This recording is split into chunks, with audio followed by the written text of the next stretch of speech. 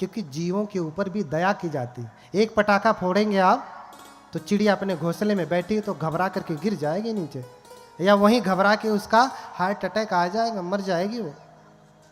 आपके यहाँ बंदर घूम रहा हो, जरा एक पटाखा फोड़िए, बंदर डर के मारे भाग जाता है। आप अपना त्योहार मना रहे हैं या जीवों के ऊपर अत्याचार कर रहे हैं? क्या कर रहे हैं बताइए? अत्याचार ही कर रहे हैं ना। ये कौन सा त्योहार दूसरों को दुख देकर धाड़ धाड़ करना जरूरी है? हाँ? सबसे बड़ा शत्रु हमारा शरीर है। अभी खूब मिठाई खाया होगा, खूब बढ़िया बढ़िया चीज खाई होगी, जन्म से लेके आज तक आपने अच्छा अच्छा खिलाया पिलाया इस शरीर को, बढ़िया कपड़े पहनाए, साफ पानी पिलाया, हाँ, बढ़िया भोजन कराए, चेहरे पे बढ़िया क्रीम लगाया, बालों में बढ़िया शैम्पू लगाया, कंघी किया, सजाया संवारा, लेकिन एक भी आपकी बात ये मानता है? जन्म से लेके आज तक इसके लिए इतना किया, किसके लिए? इसके लिए इतना किया, लेकिन ये आपके लिए कितना करता है? अब भाई जरा परीक्षण कर लीजिए, तर्क मत करिए, अभी परीक्षण कर लीजिए कि अच्छा अपने शरीर से कहिए, हे मेरे शरीर, मैं 20 साल का हो गया हूं, हो गई हूं, या 50 साल, जितने साल के आप हैं, आंखें बंद करिए और कहिए अपने शरीर से, हे मेरे शरीर, मैं 30 साल का हो गया हूं, तुझे आज तक बड़ा बढ़िया बढ़िया खिलाया, कभी भूखा नहीं रखा, हाँ, आज मैं कथा सुन रहा हूं, जरा 2-4 घंटे तक दर्द मत कर, कल कर लेना।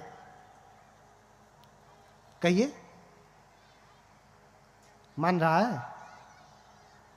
मानेगा? सबसे बड़ा शत्रु कौन है? जितने कहेंगे उतने दर्द करेगा। देखो इसको बढ़िया बढ़िया खिलाया, मिठाई, और हो गया शुगर। बताओ सबसे बड़ा शत्रु कौन है? आपका शत्रु आपको शुगर का इंजेक्शन लगाया है क्या? डायबिटीज का? कौन? ये आपका शरीर। इसे आपने अच्छा समझ करके मेवा मिश्री और बढ़िया मिठाई खिलाया और क्या कर दिया? शुगर कर दिया। बताओ सबसे बड़ा शत्रु कौन है? हाँ, सबसे बड़ा शत्रु आपका ये अपने पेट से कहिए, ए मेरे पेट, अभी कथा सुन रही हूं, प्यास मत लग, भूख मत लग, लेकिन तब से प्यास से व्याकुल है ना। रोज तो पानी पीते हैं, आज कहते थोड़ा आराम कर ले, घर में चल के 1 गैलन पी लूंगा, थोड़ा रुक जा। रुकता है? नहीं रुकता। इसलिए बुद्ध कहते हैं कि ये कुछ भी मेरा नहीं है, ये सब शत्रु है हमारे। अगर ये मेरा होता तो कहते एवं में रूपं हो तू, एवं में वेदना हो तू, मेरा रूप ऐसा हो जाए। अपने चेहरे से जाके कहिए, आप लोग भी शीशा में देखिए, आपका चेहरा है तो कहिए, ऐ मेरे चेहरे, तो किसी हीरोइन जैसा हो जा, किसी हीरो जैसा हो जा।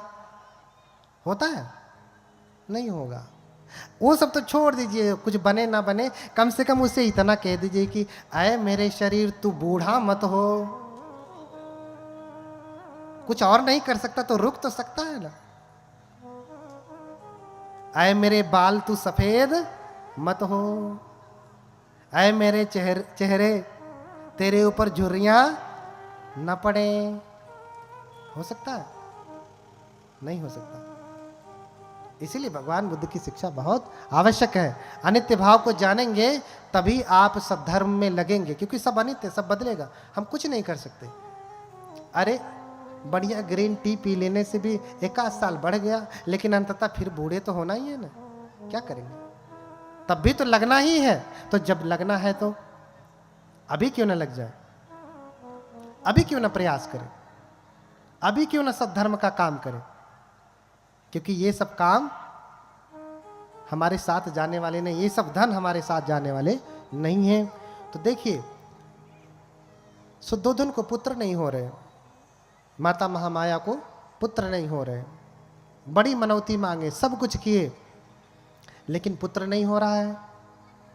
अंततः जो है ऐसा वर्णन मिलता है कि माता महामाया उपोषित रखती हैं।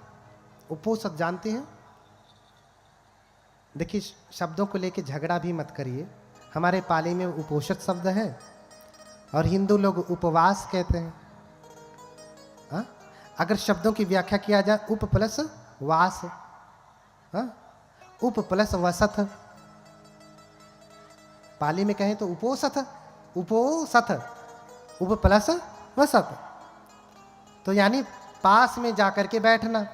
उपवास माने पास में जाकर के वास करना, बैठना, यही ना, दोनों का अर्थ सेम ही है। लेकिन व्याख्या उनके में क्या है, हमारे में क्या है, दोनों में अंतर है। उनका दूसरे धर्मों का उपवास का सिस्टम अलग है, हमारे धर्म के उपोषण का सिस्टम अलग है। वहाँ तो 24 घंटे सरपुतिया का जूस पी के रहेंगे, शरीर को जलाएंगे, लेकिन यहाँ शरीर को नहीं जलाना है, मन को ठीक करना है। क्योंकि सब करता धरता कौन है? करता धरता कौन है? मन है कि ऊपर वाला? ऊपर वाला है, मन क्या करेगा? सही कह रहा हूं? कौन है? कौन है? ऊपर वाला है, ऊपर वाला। करता धरता कौन है? ऊपर वाला। बोलिए भगवान बुद्ध की। इस शरीर के सबसे ऊपर कौन है? बहुत उधर आकाश में मत जाइए। कौन है? ऊपर वाला। ये जब ऊपर वाला गड़बड़ होता है तो एक्सीडेंट हो जाता है।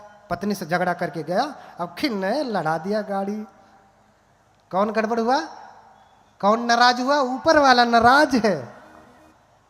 ऊपर वाला नाराज है, अच्छा इससे शादी नहीं हुई तो अब मैं जीऊंगा नहीं, मर गया। कौन नाराज हुआ?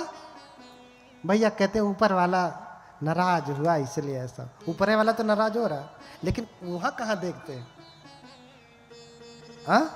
कहां देखना है?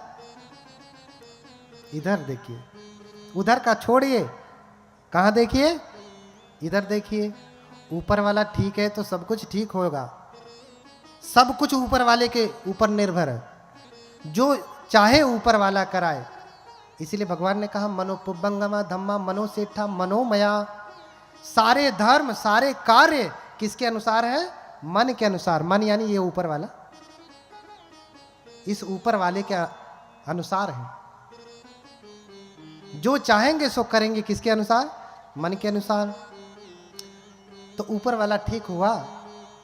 माता महामाया और सुद्धोधन उपोषण का पालन करते हैं। आगे उपोषण बताऊंगा। उपोषण कब कब रखना है, कैसे रखना है, उसका लाभ क्या है। और ये वैज्ञानिक आप मानते हैं तो ये भी आप मान के चलिए कि उसका लाभ भी आपको मिलेगा 100%, है ना। ये नहीं कि ठीक से किया कि नहीं किया, कैसे नहीं, आप करेंगे तो उसका लाभ मिलेगा ही। अगर आपने पढ़ाई किया है, परीक्षा दे रहे हैं तो रिजल्ट आना ही है, इसमें कुछ शंका की गुंजाइश नहीं। करेंगे तो होना ही है, फल मिलेगा। अब ये सुमेध बोधिसत्व अपने गर्भ का अवलोकन करते हैं कि किस गर्भ में जाऊं, कौन मेरी माता होगी। तो देखते हैं कि सुद्धोधन पिता होंगे और माता महामाया होंगी।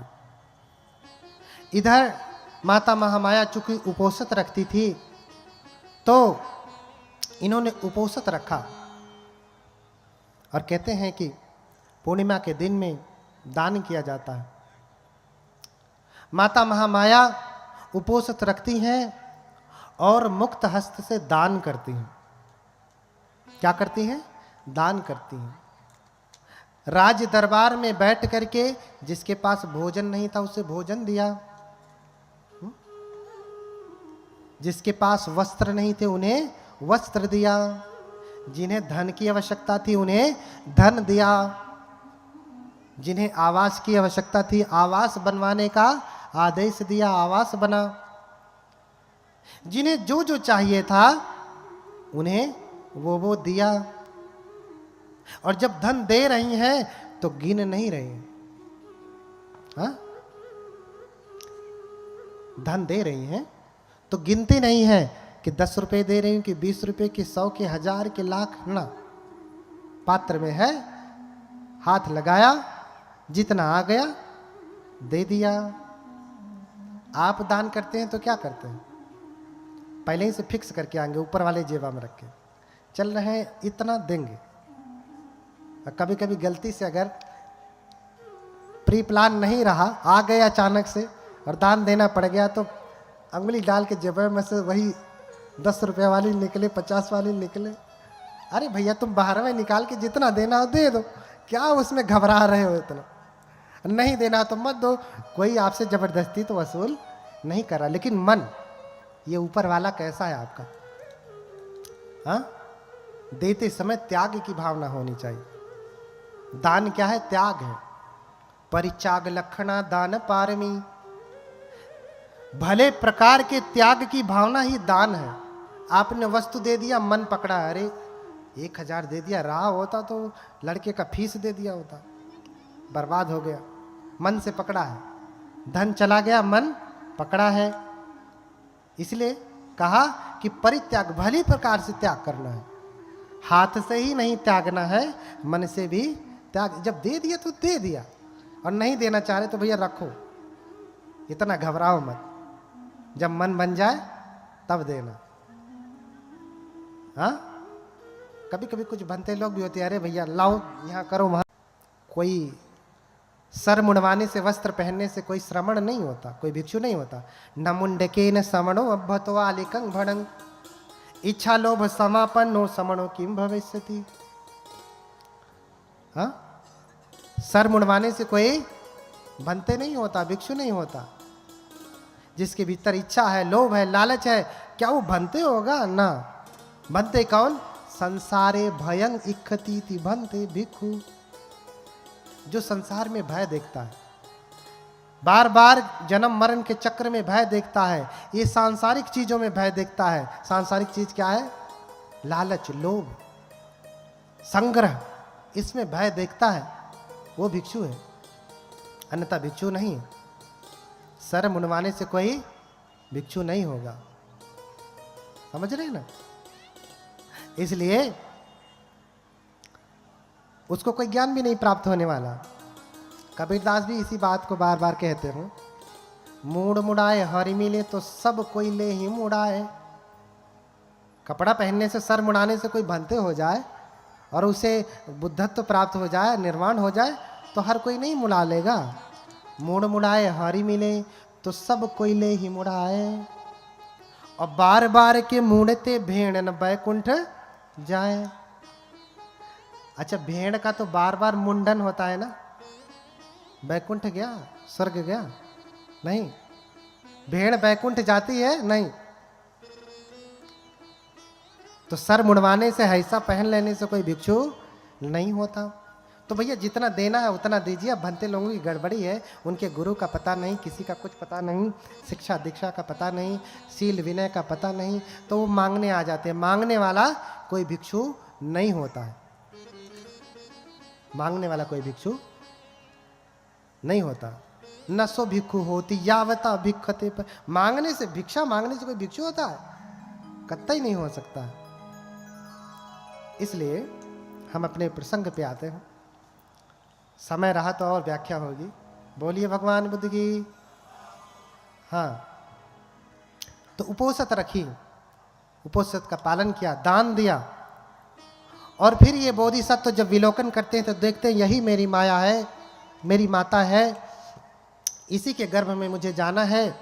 तो दान आदि कृत्य करके ऐसा वर्णन मिलता है कि जब वो अपने सैया पे जाती हैं, बिस्तरे पे सोने के लिए जाती हैं, उसी रात वो स्वप्न देखती हैं। स्वप्न देखती हैं कि आप गर्भ में आ गए। कौन? सिद्धार्थ। उधर सुमेध से देवतागण निवेदन कर रहे हैं, उधर देवतागण निवेदन कर रहे हैं हाथ जोड़ करके, कतंजलि ही देवे ही याचितो द्विपतुत्तमो संबोधायम तुहियं कालंति आदिना। हाथ जोड़ करके निवेदन करते हैं कि हे देव, आपके बुद्धत्व का समय आ गया, अर्थात आप जन्म ग्रहण करें। थोड़ा सा ईको कम कर दो, इसका ईको थोड़ा कम, आवाज साफ नहीं आ रही। हल्का सा ही को करो। आपके जन्म लेने का समय आ गया। अब आप जन्म लें और इधर माता महामाया सोई हैं, सपन देख रही हैं। और देवताओं ने जब निवेदन किया तो निवेदन स्वीकार किया। माता महामाया स्वप्न देख रही हैं। क्या स्वप्न देख रही हैं? कि वो सोई हैं और उनकी सैया को चातुम महाराजी के देवता हिमवंत प्रदेश में उठा ले गए। अब स्वयं भगवान बुद्ध और उनका धम्म आप पढ़िए, बाबा साहब द्वारा लिखित। वो सोई है और उनकी सैया को चातुम महाराजी के देवता हिमालय पे उठा ले गए। हिमवंत प्रदेश अर्थात हिमालय में ले गए। और फिर देवताओं की जो स्त्रियां होती हैं वो आती हैं, माता को लेकर के जाती हैं, स्नान कराती हैं, सुंदर वस्त्र पहनाती हैं और फिर सैया पे ला करके लिटा देती हैं। और फिर क्या देखती हैं कि माता महामाया लेटी हैं सैया पे और एक सफेद हाथी अपने सूंड में सफेद जो है कमल का फूल लेकर के सामने प्रकट होते हैं, आते हैं और माता महामाया की 3 बार परिक्रमा करके दाहिने तरफ से माता महामाया की कुक्षी में प्रवेश करते हैं। कुक्षिम विशंतम गजवदहि माया देव्या विलोकेव कुलम नमामि। हाँ, क्या देख रही हैं? सैया पे लेटी हैं, सपने में देख रही हैं कि देवियों ने स्नान कराया, बिस्तरे पे लिटाया, लेटी हैं, सफेद हाथी आया सफेद पुष्प लेकर के 3 बार परिक्रमा करके दाहिने तरफ से गर्भ में प्रवेश हो रहा है। कौन? हाथी पेट में घुस रहा है। कहाँ आदमी कहाँ हाथी, 100 गुना बड़ा। अब आप सोचिए, आप सपना देखें कि आपके पेट में हाथी घुस रहा है तो घबरा नहीं जाएंगे? माता महामाया भी देख रही कि अरे हाथी पुष्प लेके आ रहा है। माता महामाया घबरा गई और घबरा गई तो निद्रा टूट गई, फिर जग गई। अरे ये सपना था, सपना। कुछ लोग आरोप लगाते हैं कि अरे ये बौद्ध लोग कहते हैं कि हाथी जो है पुष्प लेकर के गर्भ में आया और माता महामाया के पेट में घुस गया। ये सपना था, सपना। सच में ऐसा नहीं हुआ। जैसे ही हाथी घुसता है निद्रा खुल जाती है और फिर उठ करके घबरा जाती हैं, पसीने पसीने हो जाती हैं। अपने स्वामी से सुबह बताती हैं कि स्वामी मैंने ऐसा ऐसा सपना देखा। तो राजा शुद्धोधन स्वप्न के जानकारों को बुलाते हैं। 108 स्वप्न के जानने वाले विद्वान ब्राह्मणों को बुलाते हैं, जो केतु निघंटु शास्त्र को जानने वाले, लक्षण विद्या को जानने वाले, सामुद्रिक विद्या को जानने वाले, उनको बुलाते हैं और उनको बढ़िया बढ़िया भोजन कराते हैं और थाल भर भर करके दान देते हैं। 108 ज्ञानी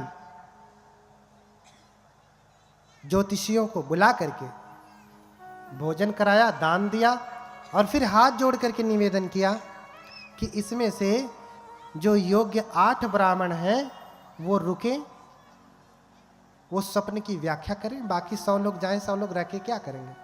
व्याख्या तो 8 लोग ज्ञानी लोग कर लेंगे। तो 100 लोग चले जाते हैं, 8 लोग रुकते हैं। तो उसमें उन 8 नामों में रामो धजो लखनो चापिमंती भोजो कौंडन्यो भोजो सुयामो सुदत्तो, ये कौन थे? एते 8 अहेशु ब्राह्मणा। उस समय यही 8 ज्योतिष को जानने वाले ब्राह्मण थे जो स्वप्न की व्याख्या कर सकते थे। रामो धजो लखन मंती कौंडन्य भोज सुयाम सुदत्त, ये 8 ब्राह्मण। और इन सब में सबसे छोटे हैं कौंडिन्य। कौंडिन्य, कौंडिन्य सबसे छोटे हैं। सभी ब्राह्मणों ने, 7 ब्राह्मणों ने हाथ उठा करके कहा कि इनके जीवन में 2 घटनाएं हो सकती, दोनों में से एक होंगी। राजा भवि चक्रवर्ती बुद्धो अथ लोकोत्तमः। क्या कहा कि हे राजन, अगर ये बड़े हुए, अगर गृहस्थी के जीवन में रहे तो क्या होंगे ये? राजा। क्यों? क्योंकि आपकी मां जो है पत्नी ने जो स्वप्न देखा है वो बेटे के जन्म का स्वप्न है, अर्थात आपकी माता गर्भवती हो चुकी हैं। क्या हो चुकी हैं? गर्भवती हो चुकी हैं। इसलिए उन्होंने सपना देखा, अगर ये बच्चा जन्म लिया, घर में रहा, गृहस्थी के जीवन में रहा तो चक्रवर्ती राजा होगा, और अगर घर छोड़ा तो बुद्धो अथ लोकोत्तमः, इस लोक का सबसे उत्तम पुरुष क्या होगा? बुद्ध होगा। या तो बुद्ध या फिर चक्रवर्ती राजा, दोनों में से एक ही हो सकते हैं, दूसरे नहीं। नाखो राजा द्वे वे गतियों, 2 गति नहीं है, एक ही गति, या तो राजा या फिर बुद्ध। ये 2 बातें कहते हैं। लेकिन कौंडिन्य जो सबसे छोटे हैं वो कहते हैं कि राजन, मैं 2 बातें नहीं कहूंगा, एक ही बातें कहूंगा। क्यों? क्योंकि आपने कभी कभी देखा होगा भगवान बुद्ध को यहाँ पे बिंदी बना देते हैं ना, बिंदी। अगर आपने श्रीलंकन मूर्ति देखा होगा, प्रतिमा देखा होगा, श्रीलंकन बुद्ध, तो वहां ऐसे घुमा करके ऐसे ऊर्णिमा रहती है ना, आपने देखा होगा ऐसे घुमा करके। उसको क्या कहते हैं? आपने देखा है, क्या कहते हैं उसको? किसी को पता है? नहीं, बस हम कहते हैं बिंदी लगी है, टीका लगा है। नहीं, हाँ कुछ लोग हैं ऐसे गोल सा बना देते हैं, ऐसा नहीं है। लेकिन श्रीलंकन में ऐसे घुमा करके ऊपर लौ निकली हुई अग्नि, जैसे अग्नि की शिखा होती है, जैसे दीपक की ज्वाला होती है, लेकिन ऐसे घूमी हुई ऊपर जलती हुई, उसे कहते हैं ऊर्णिमा। क्या कहते हैं? ऊर्णिमा। उस ऊर्णिमा के दाहिने होने से वो 2 प्रकार से होती है। अगर ये बाएं की तरफ होती तो ये चक्रवर्ती राजा होते, लेकिन ये दाहिने की तरफ है, इसलिए ये बुद्ध होंगे। और कौंडिन्य ने कैसे जाना? क्योंकि कौंडिन्य जो है मुख्य सामुद्रिक विद्या जानते थे। क्या जानते थे? मुख्य सामुद्रिक विद्या में पारंगत थे, अर्थात मुख के लक्षण को देख करके बता सकते हैं आपका भविष्य, आप क्या होंगे, कौन से स्वभाव के हैं, अच्छे हैं, बुरे हैं, गुस्सैल हैं, है ना, लालची हैं, दानी हैं, सब बता देंगे। उसे मुख्य सामुद्रिक विद्या कहते हैं। हाँ, आजकल तो बहुत सारी वैज्ञानिक किताबें मिलती हैं। लोग कहते हैं ऐसे किया तो उसका अर्थ दूसरा, वैसे किया तो उसका अर्थ दूसरा, मुंह टेढ़ा किया तो उसका अर्थ दूसरा। एक प्रकार से विद्या ही है। लेकिन बाकी के 8 जो ज्ञानी थे, ये 7 ज्ञानी ये समझ नहीं पाए, सिर्फ कौंडिन्य ही समझते हैं। और दाहिने तरफ था, ये देख करके कहे कि राजन, ये सिर्फ बुद्ध ही होंगे, चक्रवर्ती राजा नहीं होंगे। इसलिए राजा को अच्छा नहीं लगा, बाकी के 7 बूढ़े बुजुर्गों को भी अच्छा नहीं लगा कि आप कैसे कह सकते हैं, आप गलत कह रहे हैं। राजा को भी नहीं अच्छा लगा, क्योंकि कोई ऐसा चाहता है कि उसका बेटा जो है घर छोड़ के सन्यासी बने, प्रवज्जित बने? कोई चाहता है? जरा इधर हाथ उठाए माताएं, कोई चाहता है? नहीं। कोई नहीं चाहता। लड़का भले शराबी बन जाए, गजेड़ी बन जाए, नशेड़ी बन जाए, जुआरी बन जाए, शराब पी करके आए, माँ का बाल पकड़ करके जो है 2-4 थप्पड़ लगाए, ज़्यादा बोले तो मुंह पे एक दे दे खींच करके, लेकिन बेटा सन्यासी हो जाए, पूज्य हो जाए, लोग उसका स्वागत करें, ऐसा कौन चाहता है? ऐसा कोई बुद्धिमान तो नहीं चाहता, कोई पागल ही होगा जो चाहेगा ना। तो राजा भी यही सोचता है, व्यंग है। राजा भी यही सोचता है कि मेरा बेटा तपस्वी ना हो, क्या बने? राजा बने। मैं राजा हूं, मेरा बेटा भी राजा बने। मैं डॉक्टर हूं, मेरा बेटा भी डॉक्टर तो बन गया, चला गया मुंबई में शिफ्ट है, क्या करोगे? क्या फायदा है? कभी आता भी नहीं, फोन भी नहीं करता। बनाओ डॉक्टर। डॉक्टर के साथ साथ उसको एक अच्छा मनुष्य भी बनाना है। अब इसका अर्थ ये नहीं जो मैं कह रहा हूँ आप डॉक्टर इंजीनियर सब बनना छोड़ दीजिए, और तेजी से बनिए, लेकिन उद्देश्य भी समझिए, ठीक है? तो राजा खुश नहीं हुए, दुखी हुए, और बाकियों का सत्कार किया लेकिन कौंडिन्य का नहीं किया। विद्वानों का सत्कार बहुत कम होता है, विद्वानों की आलोचना बहुत होती है। क्यों? क्योंकि वो जो सत्य जानते हैं वो ठीक विपरीत होता है, जो आज तक वो जानते रहे होंगे उससे ठीक विपरीत। जब पेड़ से फल गिरा, उसने प्रश्न कर दिया कि अरे ये नीचे क्यों गिरा, ऊपर क्यों नहीं जाता? तो लोगों ने उसे पागल कह दिया, मूर्ख कह दिया, अरे इसके पास तो दिमाग नहीं है, ऐसा कह दिया। लेकिन असली ज्ञान तो वही था। तो इन्हीं सब बातों के साथ समय बहुत हो गया। आप लोगों का जो पैर है, आपका जो दुश्मन है, बार बार आपको परेशान कर रहा है, आपको बैठने नहीं दे रहा है, और इसलिए बाकी की कथा और भी गंभीर बातों की चर्चा कल होगी। आज शुरुआत थी, इसलिए छोटी छोटी बातों पे चर्चा किया। कल गंभीर जो है धर्म की चर्चा होगी। आप सभी लोग समय से आए, और इन्हीं सब बातों के साथ अब जो है मैं अपनी वाणी को विराम दूंगा। हम लोग सभी लोग जो है ठीक से बैठ जाएं, हाथ जोड़ करके भगवान बुद्ध के मंगल मैत्री से इसका समापन किया जाएगा। हेलो, ठीक है? कुर्सी वाले नीचे बैठ जाएं थोड़े समय के लिए तो अच्छा होगा। कभी से बैठे रहें, कुर्सी को भी थोड़ा आराम दे दें। बोलिए भगवान बुद्ध की, बोलिए भगवान बुद्ध की, भगवान बुद्ध की। तो सभी लोग हाथ जोड़ लें, भगवान की मंगल मैत्री करेंगे।